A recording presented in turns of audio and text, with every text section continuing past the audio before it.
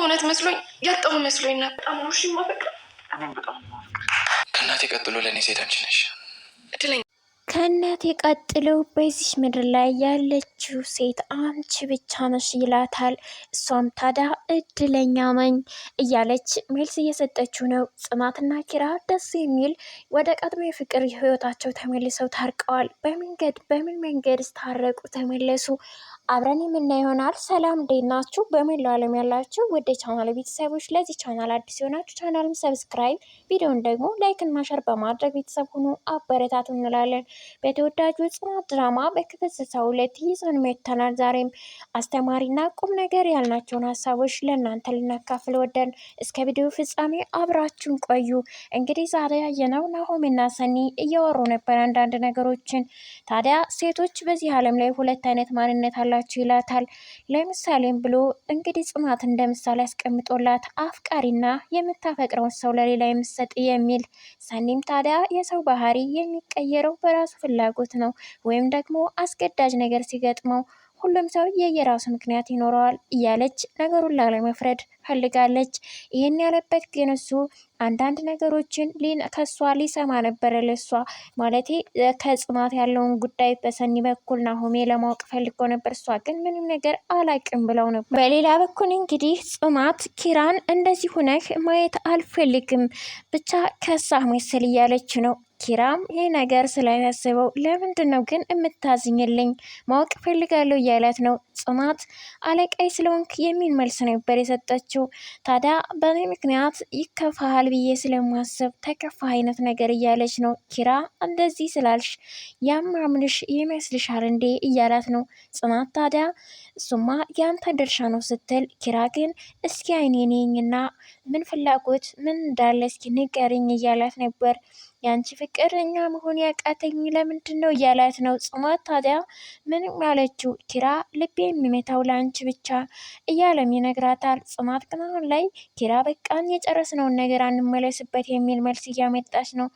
ኪራም ቢሆን ብቻ ልብሽ የሚሰማኝ ስምሽን ይጠራል፣ አእምሮ ሁሉ አንቺን ብቻ የሚያስበው ይሄ ነው የሚታየ ለእኔ ሲላት፣ ጽናት ባክህን አታስጨንቀኝ ስትለው ተመልክተናል። ታዲያን እያሉ እሱም በሚያሳዝን ነገር በጣም እንደሚወዳት እየገለጸላት፣ ጽናት እንግዲህ ይቅር በለኝ ሁሉ የሆንከው በእኔ ስቃይ ነው የደከምከው እያለችም ስትናገር ተመልክተናታል።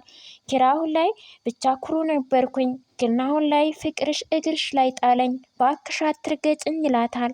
ጽናት ታዲያ ምን ማለት ነው እንደዚህ አትበል ምንም እንደምልህ አላቅም እያለች፣ ኪራ ታዲያ ብቻ ጥሩ አፍቃሪ መሆን ለአንቺ እንደምትፈልገው አይነት ሰው መሆን አንቺን መንከባከብ አቃተኝ አይደል ሲላት፣ ጽናት እንደዚህ አትበል አንተ የፍቅርን ጥግ አሳይተኸኛ ስትል መልሳለታለች። ኪራ ታዲያ ለምን ታዲያ ራቅሽኝ አትወጂኝም ብሎ ሲጠይቃት፣ ጽናት አልጥላህም ብለዋለች። ኪራ ለኔ ያለሽ ፍቅር አለቀ አይደል እያላት፣ ጽናት ግን ፍቅር ምንም ቢሆን በምንም ታምር ሊያልቅ የሚችል ነገር አይደለም ብለዋለች።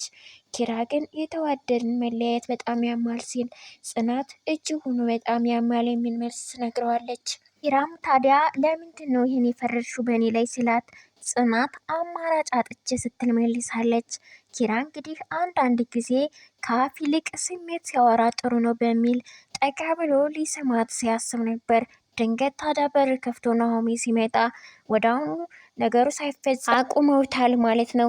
እንግዲህ ጽናት በኪችን ባለችበት ሰኒ ወደ እሷ ሂዳ አንዳንድ ነገሮችን እያወራች እንደውም ከንፈርሽ እያለች ንብ ነከሰሽ እንደ እያለች ስትነግራትም ምን ማለት ነው የምንም ነው ስትል፣ ያ ማለት የፍቅር እያለችም እየቀለደቻት ናሆሜ ነግሮሽ ነው አይደል ብላት ነበር። ታዲያ እኔ እኮ ስንሳሳም ሳይሆን አይኑ ውስጥ የሆነ ነገር ገብቶ እሱን ሳይለት ነው እንጂ እያለሽ አይ አላምንሽም ብላታለች ሰኒ። ያኔ ጽናት እንደማታምናት ስታውቅ እውነቱን ነግራታለች። ስህተት ነው እያለች ስነግራት፣ ሰኒ ግን ስህተቶች አንዳንድ ጊዜ ፍቅርን ያጣፍጣሉ ብቻ ደስ የሚል ስሜት ያሰማል ሳይታሰብ አይነት ነገር ስትላት፣ ጽናት ግን ልክ ነሽ የሆነ ብቻ ልቤ የመታው የሆነ ልቤ ቆሞ ነበር በጣም እጅጉን ደስ የሚል ስሜት ከሌላው ቀን በተለየ ተሰምቶኝ ነበር እያለች ስትነግራት፣ ዛሬ ደስ እንዳላት ገልጻላት።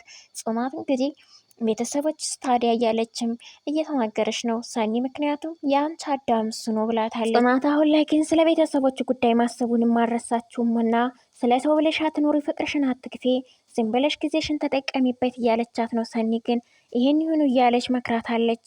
በሌላ በኩል እምሩ እጅግ በጣም አዝና ከፍቷት አይተናል። እሱም የሆነው ደግሞ ከናሆሜ ጋር መኖሬ ደስተኛ ነበርኩ፣ እናቱንም ሳያት እንዲሁ ጥሩ ሰው ናት። ነገር ግን እኔ የልብ ታማሚ መሆኔን እውነቱን ለእናቱ አልነገራትም። ይህ ነገር ለእኔ ትልቅ ፍራቻ ፈጥሮብኝ እያስፈራኝ ነው። በጣም እያዘንኩ ነው። እውነቱን ቢናገር ግን ለእኔ ደስተኛ ሆን ነበር። ሳስበው ግን ናሆሜ በእኔ በሽታ ያፈረበት ይመስለኛል እያለች ይህንን እጅጉኑ አዝናና ተክዛ ቤት ውስጥ ተመልክተናታል። አሁን ላይ ግን የወሰኑት ምንድን ነው? መራዊትና ሰኒ የሆነ ነገር ተመካክረዋል። ጽናትን እንግዲህ ለምን አናስቀናትም? ብቻ አንድ ሰው እንግዲህ ኪራ እንዳፈቀረ አድርገን ለምን ይሄን ነገር ፈጥረን ቅናት ቢጤ ሲፈጥርባት ያን እሺ ትለዋለች የሚል ሀሳብ። መራዊት በነገሩ ብዙም ባትስማማ በኋላ ግን ተስማምታ እንግዲህ ናሆሜንም አማክረውት ከዛ ደግሞ ኪራንም ጠርተው አራታቸው መክረዋል። ኪራም ከተስማማላቸው በኋላ ወደ እነምሩ ቤት እንዲሄድ አድርገው ከነሱ ቤት እንዲያድር አድርገውታል። ታዲያ የተጨነቀችው ጽናት ቤቱን ጥሎ ጠፋ፣ የት ሄደ እያለች ስትጨነቅ፣ በሌሊት ግን በተደጋጋሚ ስልክ ስደውልም አያነሳም ነበረ፣ እንዳታነሳ ተብሎ ስለነበር። ታዲያ በመጨረሻ ግን አንስቶላት ነበር። ታዲያ እሱ ሳይሆን ያነሳው ሴት ተነስታ እንግዲህ ድምጿን ቀይራ መራዊት ሌላ ሴት መስላ እንግዲህ አዲስ ፍቅረኛ እንደያዘ አድርገው እሷን ለማስቀናት ቤቢዬ ተኝቷል፣ ብቻውን ላይ ከእንቅልፉ ሲነቃ የኔ ፍቅር ቀሰቅስልሻለሁ ተኝቷል ብላታለች። ያን አንቺ ማነሽ የሚል ነገር ጥያቄ ፈጥሮባታል። ወዲያውኑ ወደ መራዊት ነበር የደወለችው። ኑ ድረሱልኝ የሚል ነገር ለሰኒም ቢሆን እንዲሁ ደውላለች። ምን አለች እያለ ታዲያ መልሱን በፍርሃትና ባዘኔታ ይጠይቃቸው ነበር ኪራ። የሆነውን ሁሉ ይነግሩታል። ወይኔ ምስኪን ተጨነቀች እያለም ተመልክተነዋል። ታዲያ የሁሉ ከሆነ በኋላ ሰኒና ናሆሚም እንግዲህ ወደ ቤት ሰኒም ሆነ መራዊት ሶስታቸውን ተገኝተዋል። ታዲያ እኔ ከኋላ ነበር የመጣው ነገር እንዳይበላሽ ተብሎ ስለታሰበ አሁን እሱ ከሌላ ሴት ጋር እንዳደረ ለሰኒ እየተናገረች እንዲሁም መራዊትና ናሆሚም ሲመጡ ስትናገር በቃ እጅ ልጅ ጠበሳት ማለት ነው አውርቶኛል እያለ ነገሩን አስመስሎ ሲል ያኔ የቅናት መንፈሷ እጅጉን በጣም ነበር የተናደደችው። ማናት እሷ ይምጣልኝማ በማለት ኪራም ወደ እሷ ሲመጣ ቀጥታ ከአንዳንድ ሌላ ሞሪ አልነበራትም። ማናት ያነሳችው ስልኳን የት ነበርክ ስትል በቃ ታስቢልኛለሽ ለእኔ ደስታ አትደሰችም እንዴ እያለም ሲናገር ብቻ እንዴት እንደዚህ ታደርጋለህ በማለት ወደ አደርክ እያለች ስትጮህበት እና ስትናደድ እሱም ትንሽ ካናደዳት በኋላ ላይ ግን ተነስቼ ሄዳለሁ ስትል ተረጋጊ ብላት ነበር መራዊት። ኪራም ቢሆን እጇን ይዞ ቁጭ በይ ብሏታል። ከዚህ በኋላ ምን ያለኝ በማለት በጣም ተናዳለች። አበቃልኝ የሚል ነገር ታዲያ እሱ ወደሆኑ ይህ ነገር ከኔ አይደለም የመጣው ብቻ እንደምትወጂ ለማረጋገጥ ነው በማለት ናሆሜ ነው ሲል ናሆሜ ለሰኒ ሰኒ ነው ሲል ሰኒ ግን የሁላችንም ሀሳብ ብላለች። ታዲያ ትንሽ ከቆየች በኋላ አመኮ ያጣው መሰለኝ በማለት እጅጉን በስስቷ አቅፋ አፈቅርሃለሁ ብለዋለች በሙሉ አፏ። ታዲያ ኪራም ቢሆን አፈቅርሃለሁ ስትል ጓደኛሞቹ እጅግ በጣም ደስ ብሏቸው እነ መራዊት እነ ናሆሜ እነ ሰኒ ማጨብጭበውላቸዋል። ታዲያ አሁን ላይ ደስ የሚል ጊዜ እያሳለፉ ነው።